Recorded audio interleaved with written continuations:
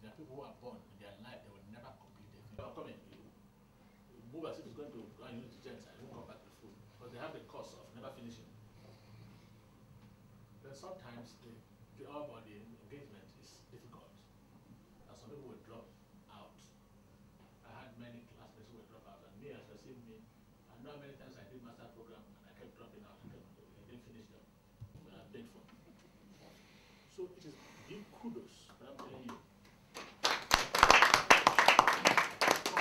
For staying to the end. You may say for people, and that is how the expectation I will have for you is high.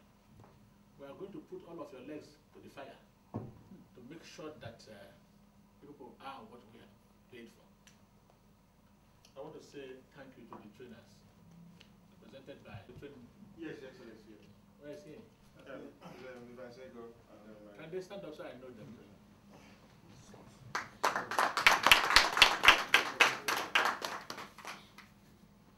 Please sit down. Trainers are teachers. And you know that by definition, your blessings are waiting for you in heaven. It's not a joke. You are one. If you are a teacher, if you have been somebody who imparted knowledge, particularly with the right spirit to a fellow human being, they're almost sure they'll have a seat in heaven. Because heaven does not lie, does not cheat. Since they say your blessings are there, they will let you get there. Thank you very much. I want to thank but we give you just small assignment, just mentioned, and you carried it out. Thank you very, very much.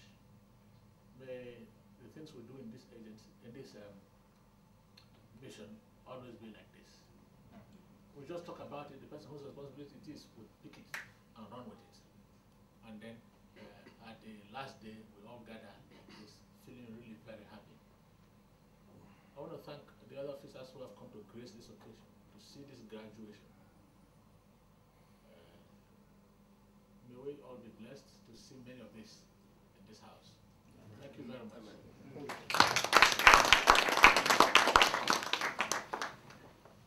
Excellency, the Acting High Commissioner to the UK,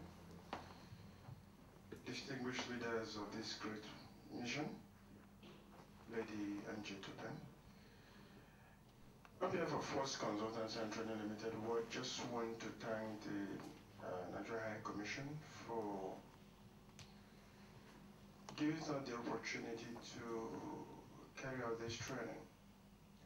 But most importantly, we just want to commend the High Commission that in these times of severe courts happening across nations, especially White War, in this difficult recession period, that the High Commission has thought it fit to invest in training its staff. I think it's so commendable. Excellency, I just want to thank you once again for this initiative, and also to thank the indefatigable Head of Chancery for his continuous support in moving the mission forward. I can't take much of your time. Your Excellency, with your permission, if I could just ask my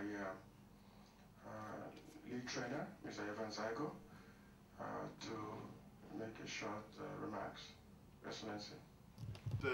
Firstly, I want to say it's been a pleasure being here over the last few days and imparting knowledge to the delegates. Just to give you an overview of what we've done over the last few days, I don't know how many of you saw the program. We started off by looking at the law awareness. We looked at things such as communication skills, emergency procedures, how to execute them properly. We looked at the private security industry in itself. We looked at health and safety. We looked at issues such as hazards, risks, etc. We looked at your access control. Now, obviously, being a commission, we looked at the vulnerability and the importance of having effective access and egress control. We looked at communications. Now, one of the things which was mentioned here about recommendations, and one thing that came to light was radio communications and the essential factor that you guys need to have radios here in order to respond to some of the pressing issues which you're facing, in particularly downstairs. We also looked at your reporting procedures, the methods of reports that you have in place. We looked at technologies, including your CCTV, etc. And we looked at the conflict management. Conflicts are things that happen here on a day-to-day basis. So we were looking at implementing skills of how to avoid conflicts, how to assess risks, diffusing conflicts, and also learning from conflicts. We looked at things which we looked at what is violence against staff, and we said that violence against staff is any incident in which a person is abused, threatened, or assaulted in circumstances relating to their work. And we said that there should be controls in place, that there should be primary controls, and we said that the primary controls, one of the essential things that should be here is proactive service. It's the way you do things here, and it's delivering good service, because a lot of people come to the mission and they're already coming frustrated. And we said that also it would be good that if we showed empathy to the people, putting ourselves in their shoes, so that we can see also where they're coming from. Communication skills was something that we felt needed to be improved upon. Okay? So, with an overview of what we've seen, we just felt that a lot of changes need to be implemented. We felt that security is pretty much high profile. As I said, they're angels, that we felt they should be uniformed, because people respect authority, and at the moment there's no distinction between security and admin staff. I mean, if you told me that there was security without knowing, I wouldn't know. So we felt from the point of entry there needs to be a distinction between the security staff.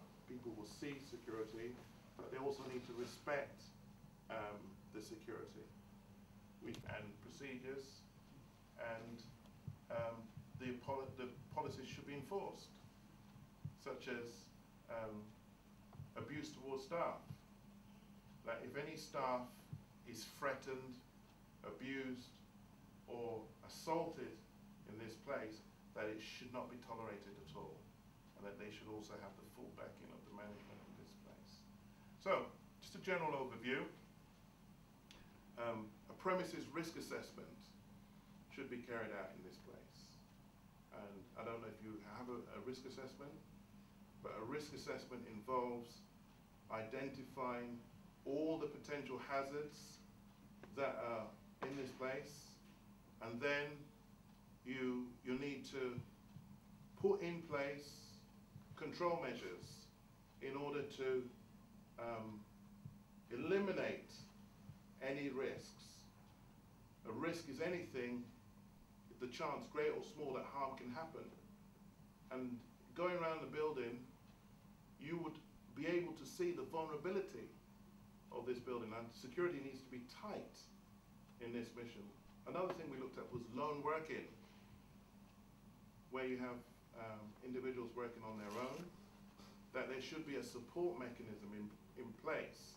So if you have an establishment like this, for argument's sake, there needs to be some form of check procedures to make sure whomever is in this building is okay.